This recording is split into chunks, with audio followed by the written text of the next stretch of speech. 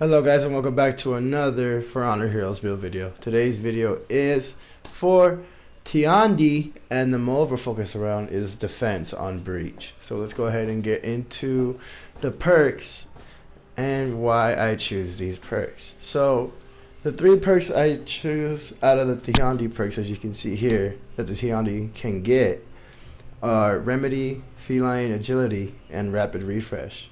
Now I use Remedy because out of all the other feats that he has, I focus more on, hey, I'm going to get 10 health for killing any attackers if I don't execute them or execute them.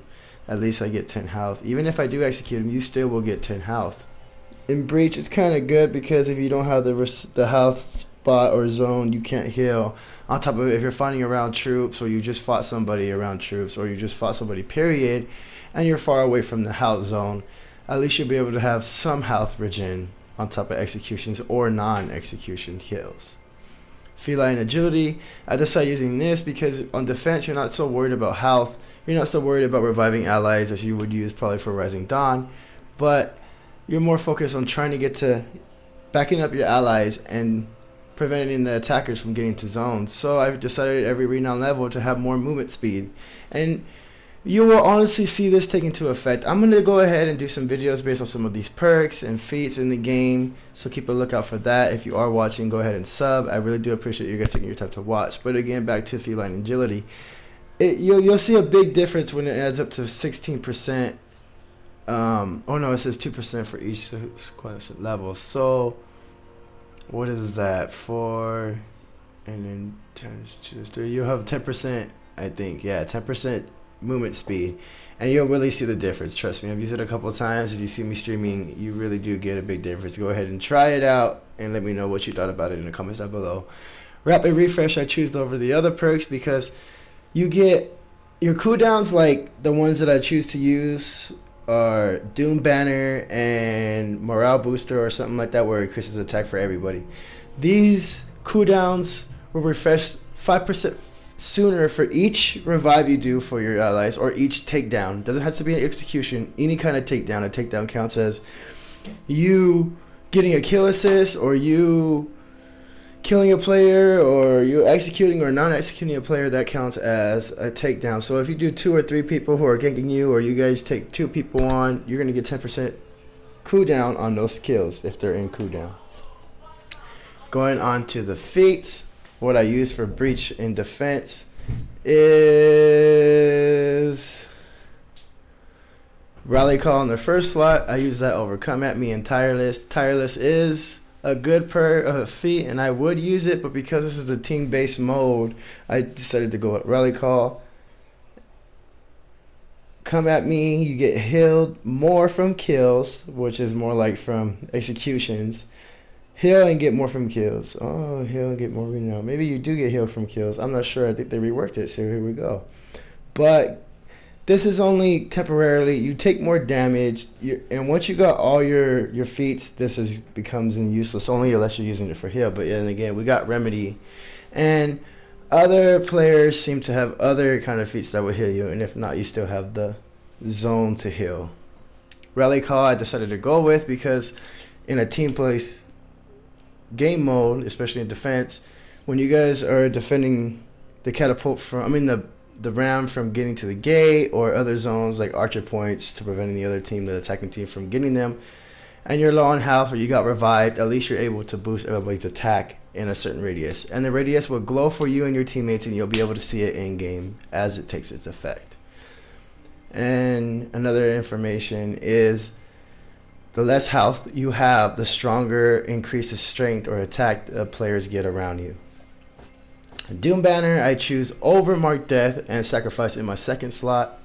Reason by that is because I feel like Doom Banner you could put in any of the archer points, or the little lava pot that you pour down on the ram, or at the ram, or anybody you're guarding from being revived, you and your teammate. The Doom Banner literally make lights hit like heavies, and heavies hit like 2 times their normal damage. You take out 2 people with 2 heavies, I promise you, in any direction. Go ahead and try it out for yourself. And again, this helps with Rapid Refresh. Takedowns and revives will make the cooldown come back faster, so you'll be able to use the skill more frequently. Mark for death, reveals target's position, and lowers stamina and defense.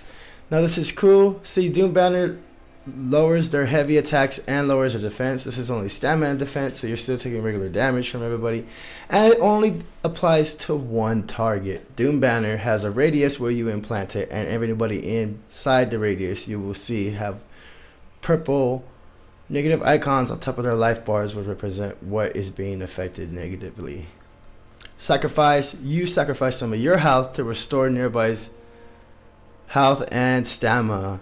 Tiandi also regains stamina. So you're going to sacrifice some of your health to heal nearby allies and heal their stamina and your stamina. Again, this is Breach.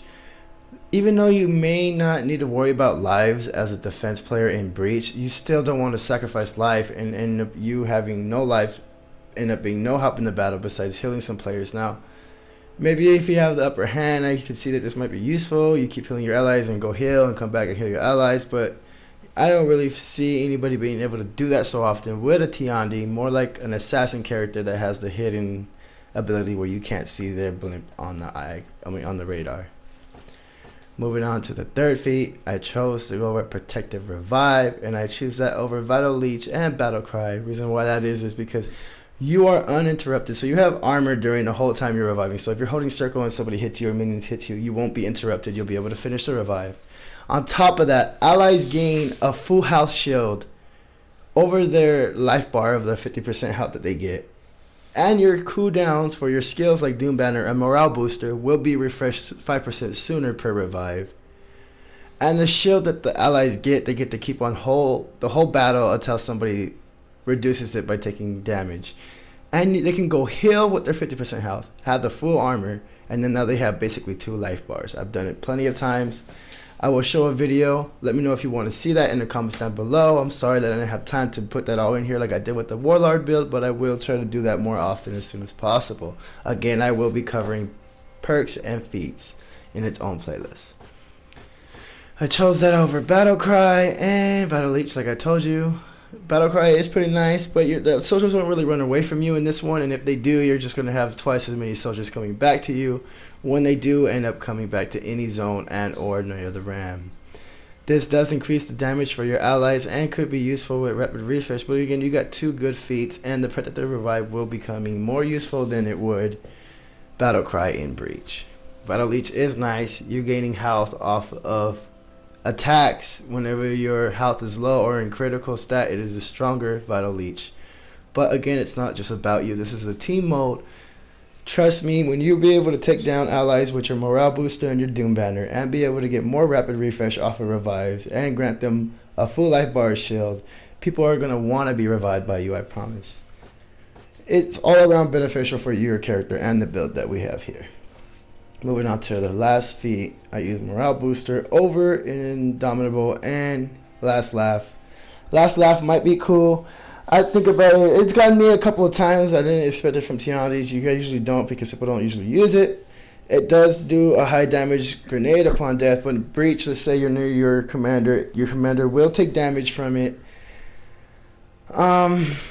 It's not bad, but because I don't really rely on dying too much to use a feat to only rely on when you die, unless you're executed, which people do execute a lot because they don't want you to come back where they're attacking your gate and or zones. It kind of to me isn't as useful as other feats that are going to be able to be used while you are alive. Indomitable is nice. You gain a shield whenever you're in critical health, and once you gain the shield, you can never gain another one until it's cooled down, and it only cools down when you gain full health again. It's neat if you want to stay alive, but again, you're not focused on staying alive. Lives don't really matter in defense side of Breach, so going with Morale Booster I chose because we need 2 skills that will benefit off of your rapid refresh.